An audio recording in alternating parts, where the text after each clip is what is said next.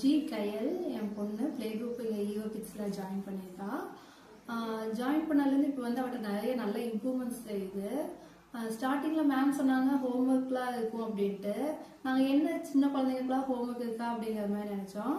But இப்போ பார்த்தா அவள் டெய்லி அவள் வீட்டுக்கு வந்து ஹோம் ஒர்க் கொடுங்க கொடுங்க எனக்கு இன்னும் வேணும்னு சொல்கிறா. அந்த அளவுக்கு அவள் டீச்சிங் வந்து ரொம்ப லைக் பண்ணுறா. அந்த ஹோம் ஒர்க் அந்த ஆக்டிவிட்டீஸும் வந்து ரொம்ப குழந்தைங்களுக்கு ரொம்ப ஃப்ரெண்ட்லியாக இருக்குது. ஸோ இன்னும் நிறைய ஆக்டிவிட்டீஸ் வேணும் அப்படின்ட்டு அவங்களே இன்ட்ரெஸ்டாக எடுத்து பண்ணுறாங்க. ஸோ இது வந்து அவங்க ஃப்யூச்சருக்குமே ரொம்ப ஹெல்ப்ஃபுல்லாக இருக்கும்னு நினைக்கிறேன். ஃப்யூச்சர்லேயுமே ஹோம் ஒர்க் பண்ணுறதுக்கு அதுக்கெல்லாம் எதுவுமே பயப்படாமல் ரொம்ப இன்ட்ரெஸ்டிங்காக பண்ணுவாங்கன்னு நினைக்கிறேன்.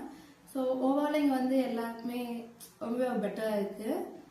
ஸோ எனக்கு ரொம்ப சாட்டிஸ்ஃபேக்ஷன். Good morning ma'am. நான் ஹர்ஷாவோட மதர். முன்னை விட இப்போ ஓரளவுக்கு இல்லை, ரொம்பவுமே நல்லா இம்ப்ரூவ்மெண்ட் இருக்குது, மெச்சூரிட்டி இருக்குது. அவள் இப்போ ப்ளே குரூப் தான் இருக்கா. அந்த அளவுக்கும் கூட அதை விட தாண்டி தான் மெச்சூரிட்டி இருக்குது. எனக்கு இந்த ஸ்கூலில் அவள் ஜாயின் பண்ணது என்னை பொறுத்த வரைக்கும் பெனிஃபிட் தான். மித்த ஸ்கூலை கம்பேர் பண்ணும்போது கிட்ஸ் ஓரளவுக்கு அட்ஜஸ்ட் பண்ணிக்கிறாங்க. அந்த சைல்ட் ஃப்ரெண்ட்லியாக ஒன்றுக்குள்ள ஒன்றா இருக்காங்க. அந்த ஒரு ஃபைட்டு, அந்த பேட் வேர்ட்ஸ் அதெல்லாம் எதுவுமே இல்லை. டீச்சர்ஸ் ரொம்ப கைண்டாக இருக்காங்க. வீட்டிலிருந்து ஸ்கூலுக்கு வர்றதுக்கு ரொம்பவே விருப்பப்படுறாங்க. வந்தால் ஒரு சில குழந்தைங்க வந்தால் அழுவாங்க. பட் பாப்பா வந்து ஆரம்பத்திலிருந்தே ஒரு ஹாப்பி மூட். இல்லை பாட்டி வீட்டுக்கு போகலான்னு சொன்னால் இல்லை நோ ஸ்கூலுக்கு போகலாம் அப்படிங்கிறா. ரொம்ப உடம்பு சரியில்லாத போது வழுக்க டைமே லீவ் போட வைக்க வேண்டியதாக இருக்குது. மித்தபடி ஸ்கூல் வெளியே போனாலே ஸ்கூலுக்கு போகிறோமா அப்படின்னு கேட்குறா.